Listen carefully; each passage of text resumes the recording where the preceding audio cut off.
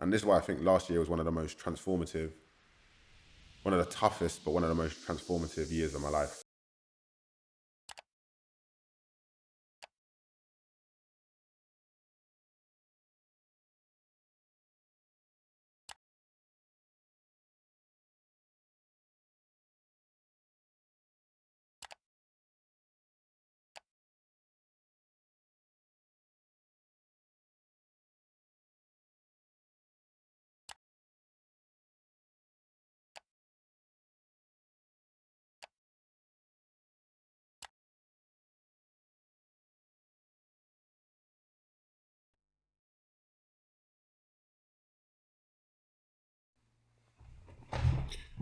Oh, yes, we're in the money.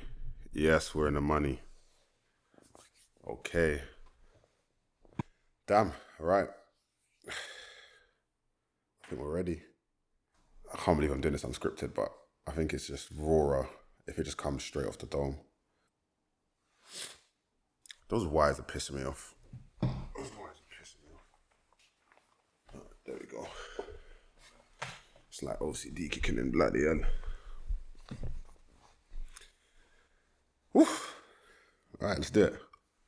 Welcome back to Innately Great, the channel where I aim to empower you in your journey to greatness and to be the best version of yourself. So yeah, today's a bit of a big one. I'm not going to lie.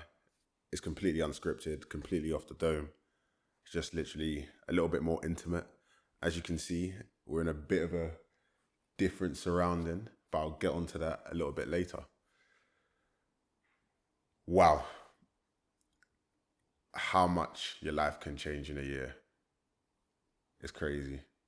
Where do I even begin? This time last year, I'm sure many of you might have been through the same situation that I went through, working in corporate or anywhere in that sort of field. We got a Teams meeting dropped into our calendar randomly on a Wednesday. Was it Wednesday or Friday? It might have been a Wednesday or Friday. I think it might have been a Friday. It was the 6th of March. I remember that date. It was the 6th of March. Randomly pulled into a Teams meeting, impromptu, and no one around our team, no one in our workplace really knew what the meeting was about. So immediately there were some warning signs. And I think naturally you kind of know where this is going just by me saying that. So yeah, we were pulled into a Teams meeting, and in this Teams meeting, the director had a discussion with ourselves and was giving us all the bad news about how well as a company we were doing financially, etc., etc. Now, for context, I work in project management in the construction field. I worked in a primarily QS function, so mainly quantity surveyors, and I was one of, at the time, 4 project managers within our company. We were given the news that there was going to be potentially some redundancies, some potential pay cuts, no bonuses, etc., etc. Now, naturally, I'm quite a chilled guy. I'm quite a laid back guy, so I don't really worry too much.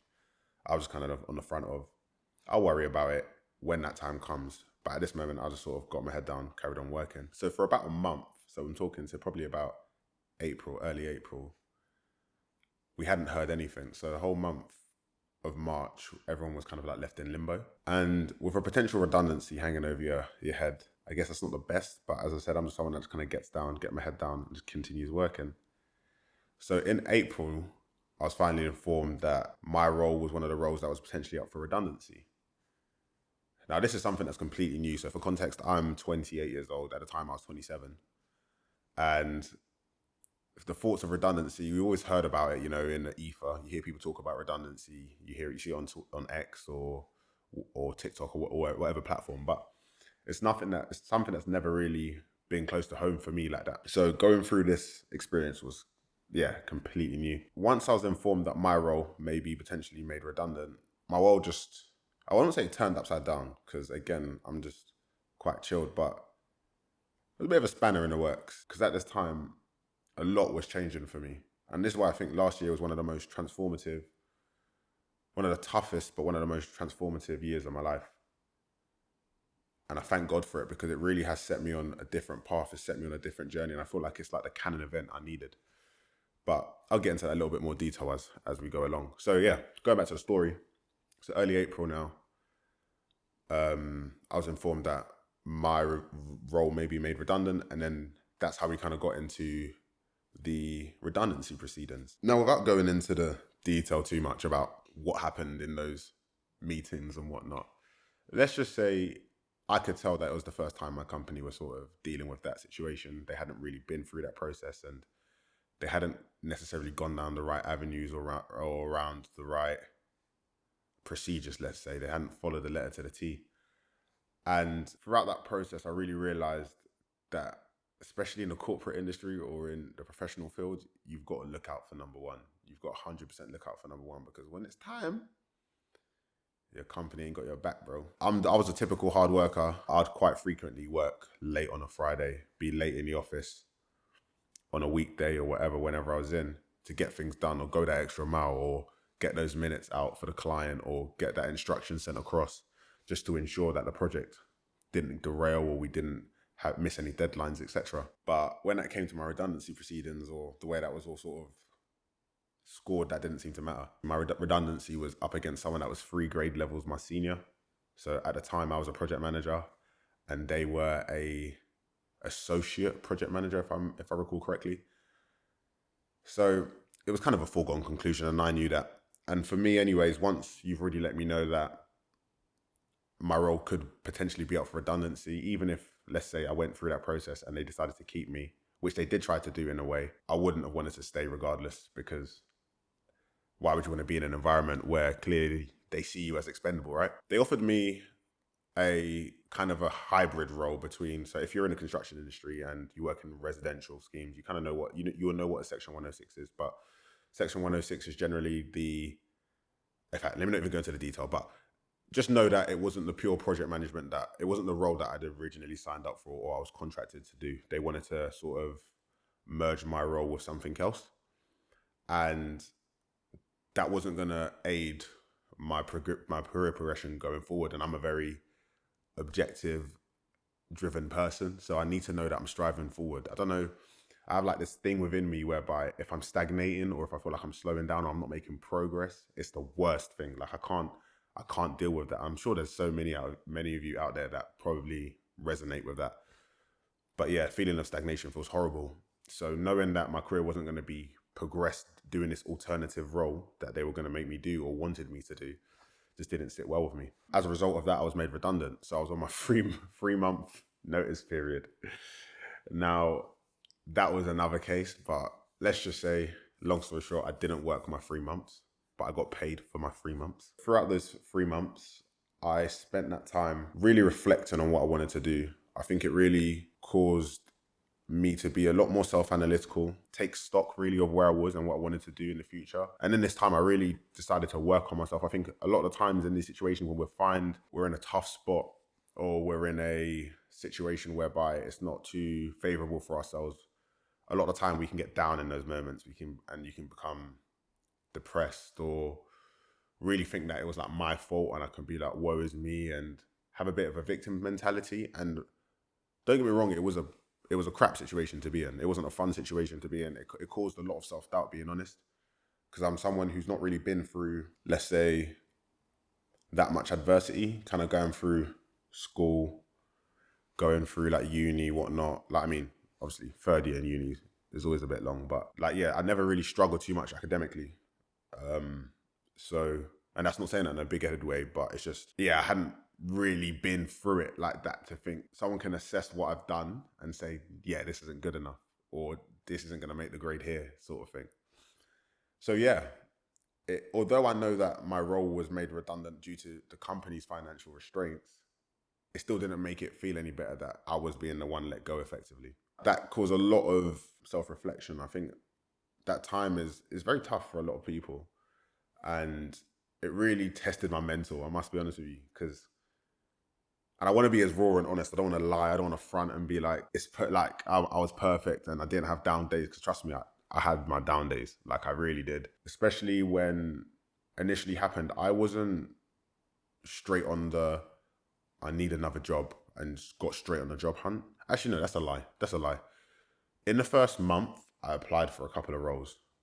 So I'm in like May now. So May 24. I started applying for the role. I actually got a job offer for a project management role. This was in London. So I'm based in Norfolk, but this job role was in London, and gave me food for thought really, because I did think about moving back to London. I'd always thought about going back to London long term. That's where I want to go, or somewhere thereabouts, because that's where I'm from. That's where a lot of my friends are. But I didn't, at the same time, I thought about it and I prayed over it. And the conclusion I just came to is that I didn't want to jump back into another role just for the sake of that sort of scarcity mindset. And I need to just get into another role. And looking back at it now, I thank God that I didn't, because I took those extra few months to just think about what I wanted to do long term.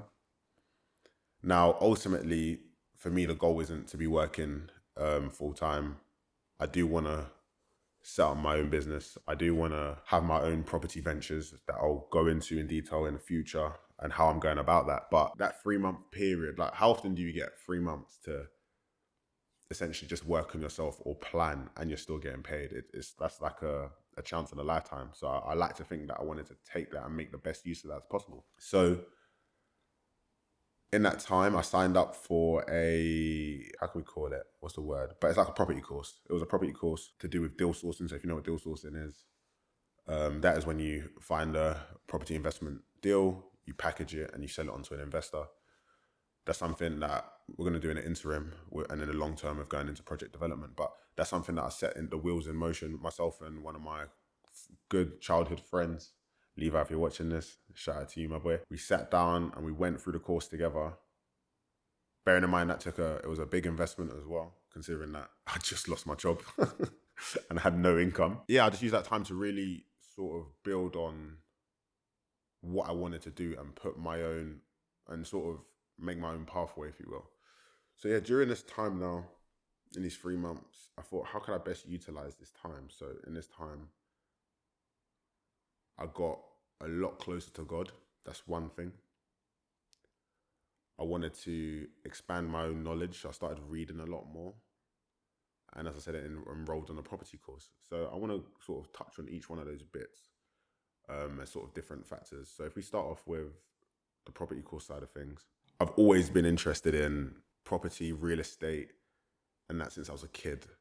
And I really wanted to do something that was interesting to me from a pure passion point, if that makes sense. So something that came straight from the heart, something that I'd wake up and just be like, yes, this is me. Like, because they say that if you do something that you enjoy, you never work a day in your life. I don't believe that. It's a bit cliche, but something to that extent, if you get what I mean. If it's something that really drives you, something that you really enjoy, something that you don't really feel like you're working, if that makes sense. Like when I play football, for example, like I can play football all day because I just love the sport.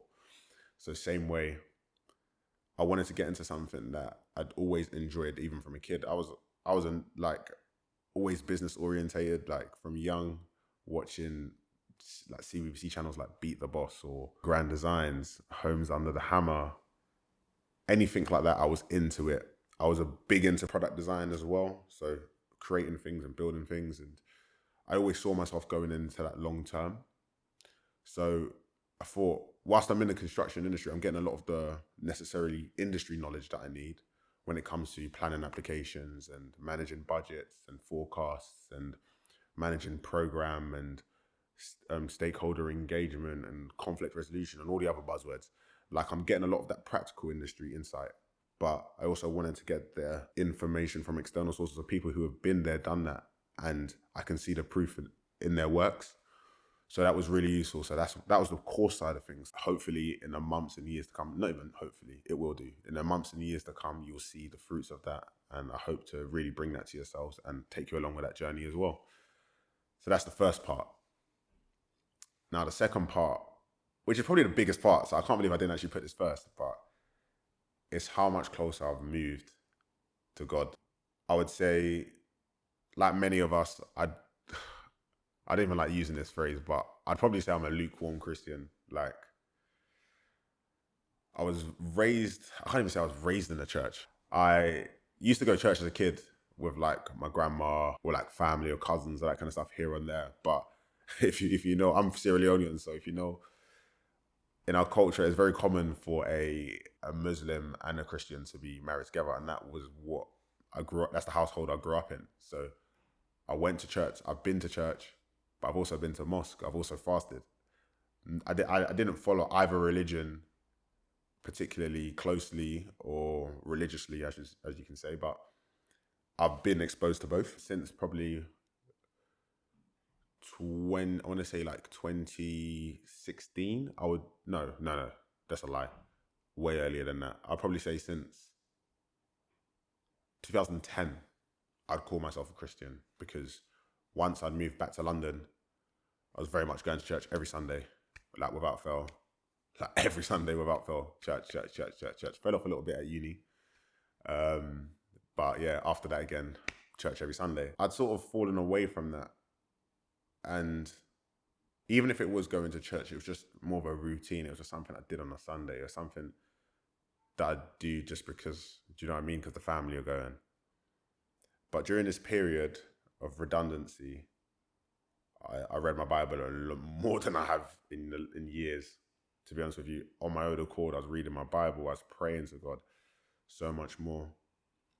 And I realized that throughout that whole period, it gave me a sense of serenity. It gave me a sense of peace when I was going through this tumultuous period, because I don't know how I would have made it through other than that. Like I'm someone that considers myself very mentally stable. Someone that's my highs aren't too high and my lows aren't too low. Everyone tells me that's the Capricorn. I don't know what that means, but because I'm a Capricorn, but yeah, I'm not like, when I'm like, something's amazing, yeah, it's good. And when something's like really crap, it's never that bad. That's just like how I see things. I'm quite steady Eddie. It tested my perception of me, if that makes sense. So when you're always told, I guess, when you're younger, you're part of like the gifted and talented groups and all that kind of stuff. None of that means anything once you get into the world of work. No one cares about that. No one knows your history. No one knows what you were like 5 years ago, 10 years ago, what your grades were or anything like that. Like in the work industry, it's completely different. So to be put into like the whole redundancy situation and be effectively jobless, unemployed. I was unemployed at the age of 27. And the bills are still bills like the money's still going out of my account. I've still got a car that's not cheap to run, flipping 3 litre. It's just drinking petrol, like anything. And I've got other expenses and I've got other people I need to support and whatnot. Yeah, it was tough. It was tough. But in this time, I went to the beach a lot because like the beach is one of my happy places. I can't lie. There's something about it that's just so peaceful. And yeah, I read my Bible. And I felt like that really gave me a sense of peace and a sense of like, yeah, this is going to be okay. Like I could just see the way things were kind of falling into place. And with that, I just had the faith that, okay, yeah, this is going to be fine.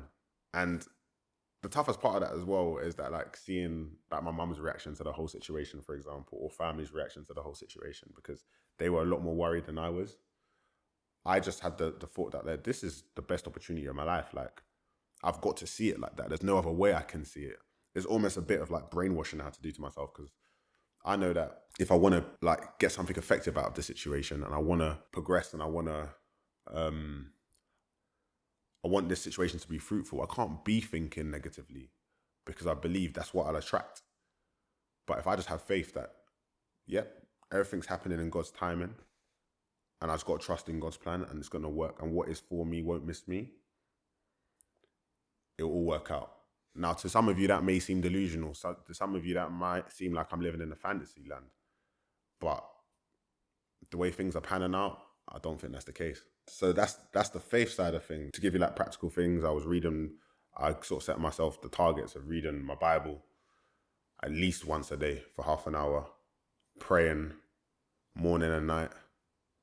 Also meditating as well. I used to meditate for like 10 to 15 minutes a day. Nothing long, just before I went to bed. Gave me the chance to sort of ground myself, because I think in a day-to-day life and everyday hustle, we're just too tapped in. Like these days we're too tapped in, and sometimes you just need the time and to just be present. And that sounds so mad coming from me, because yeah, if you know me in my personal life, like I'm very far removed from that. But trying to just switch off everything and just focusing on your breathing, something as simple as focusing on your breathing, or the feeling in your right knee, for example, or something like that, you realize that you're present in the moment, but you're not really present in the moment. You're not really experiencing the moment. We're so caught up in thinking of what's coming next and thinking about that next holiday or that next trip or getting to the next payday. We forget that we're living this moment now. Like what they say, the greatest gift is now, because that's why they call it the present. Something like that. I probably got that from a movie or something like that, but something along those lines. So yeah, I learned to be a lot more present during this period, and that gave me a sense of gratefulness, because although I was going through this period where, bro, I was feeling like Job, everything was going wrong, like everything I thought was going wrong. So I lost my job. I remember at this time now, I went on a date. I came back from the date. My tire decided to bust on me, and I ended up having to sleep in my car overnight. £450 on new tires I had to spend. And I cracked the lawyer said that was like an extra 80 quid on getting that refurb. So that's £500 just gone like that. I had other car issues. So the money was just going out my account. Things were just coming up that were just going out my account all while I'm unemployed.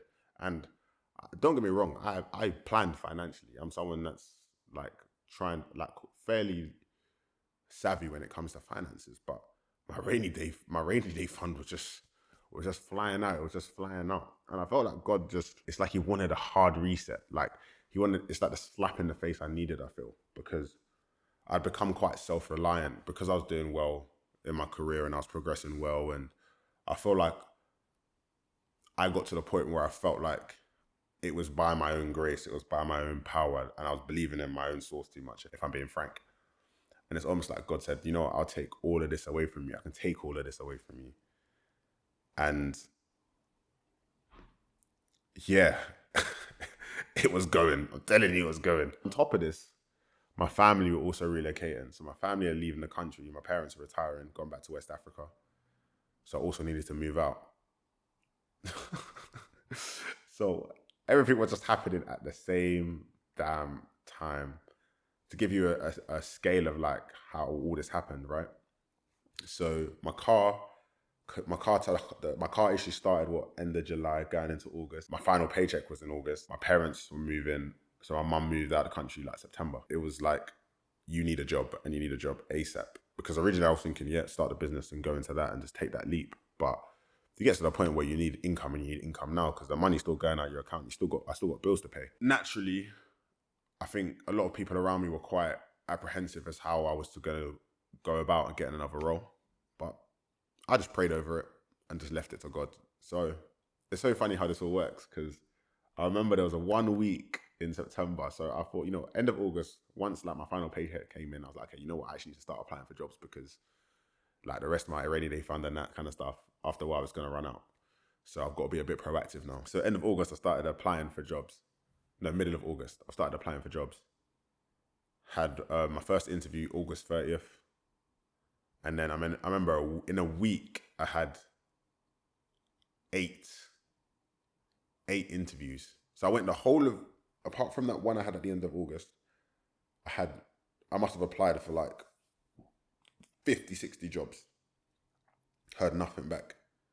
Then I had 1 week at the start of September. I had like 8, 9 interviews. Went for like the first 3, 4 interviews, got the job offer.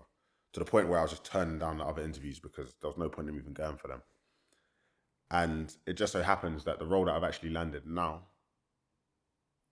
is not only a drastic pay increase on what I was previously and what I was previously on, but it's for a company that is highly well established. It's on a great project that's great to have on my CV. And I'm working with individuals that there's a plethora of knowledge. So there's so many people that I can draw on and draw knowledge from and learn from, as well as support. And I get the chance to be part of a great project that I would have never had at my previous firm. So although in the moment, the whole situation seemed like it was dark and gloomy, now I could see that little light at the end of the tunnel, but I wasn't there yet. And the reason why I wasn't there is because I had to go through a vetting process, and that took like a month. And then in this time, I also I developed a Dupuytren's contracture from a sporting injury in football So I ended up having to have surgery on my hand. So that I couldn't drive, I couldn't play football, and I couldn't go to the gym. And that was the other thing. Gym was the other thing that was keeping me sane. Gym, oh my gosh, I was hitting the gym every day. I was going for hour walks, listening to podcasts and hitting the gym every day. I was just making sure that I kept my body right and my mind right during this whole period. So again, feeling like Job, everything's been taken away from me. So not being able to drive, not being able to play football, and not being able to go gym. And I was unemployed. So I was just in my house where I couldn't do anything effectively because everyone's working. So it's not like I can just call someone and link them or whatever. Like everyone's working. I got nothing to do. And that was a real test of my willpower. Oh my gosh. Like, and the good thing is I've got the support system around me. I've got the friends, like the people who are closest to me knew how testing of a period this was for me. And I spoke to them about it, and a lot of them did give me advice. And I'm really thankful for them and really grateful for them because they made that a lot easier for me, because I know I'm not a bum, but I felt like a bum. I tell you, I felt like a bum during this period. I felt quite crappy about myself at points, which is so hard to say right now. Like, it's so hard to even convey to yourself, to you guys, like, because this is something I've just never experienced. But the simple fact was, that's how it felt. It may not have been the reality, but that's how it felt in the moment. But that time passed. I got through the 2 weeks. As I said, I couldn't go to the gym, so all I was doing was just going on my hour walks. Was going on 2-hour walks. If I remember, I'll put the Strava thing up here where I was just literally walking 2 hours, 2.5 hours, listening to podcasts, going up to a spot, reading, just trying to get exercise in some way, because I saw I was making progress in the gym and I didn't want to lose that. So once I got through the 2 weeks, my hand healed. I also had to go through I had to get some health and safety certification to actually be allowed on this project. So then I had to go do that. And yeah, so thankfully passed that. And then I started my role in December. So I went from first being notified, so I had the first discussion in March 24 that my role could be made redundant. Early April being confirmed that my role is going to be made redundant essentially. Then from April to August, so yeah, May, June, July, August, yeah, because I had 3 months on a bit of holiday. That's my notice period. Applying and landing a role in August. Actually, I got the news in September. Having my hand surgery in October, then having to go through my recovery for that. And then, yeah, finally got my start date in December. So now it's been 3 months, just over 3 months that I've been in my new role. And I'm overjoyed to say that, yeah, it's going well. I really enjoy it. The people I'm working with are amazing.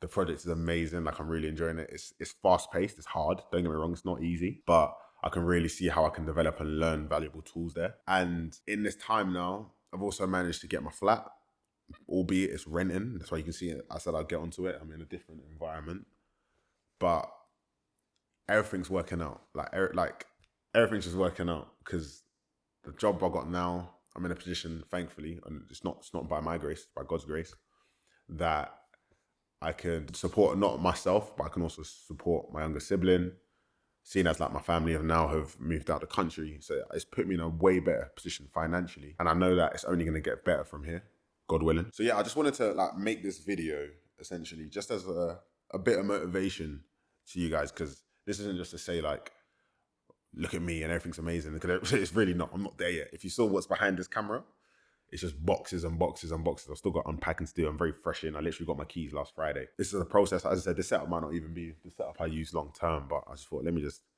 get the camera, slap up the camera and just record this video, because I need to let you know how good God's been to me, and the fact that anything can change for you, and it can change very quickly for you. So if you're going through a situation right now where there doesn't seem like there's light at the end of the tunnel, I promise you there is. Just focus on keeping your mind right. Focus on the small things, little things that are going to give you that dopamine rush, whether it is going for a walk outside, whether it is just speaking to people that can sort of lift up your morale and just keep you going. Do it. Reach out to people. Lean on your support system.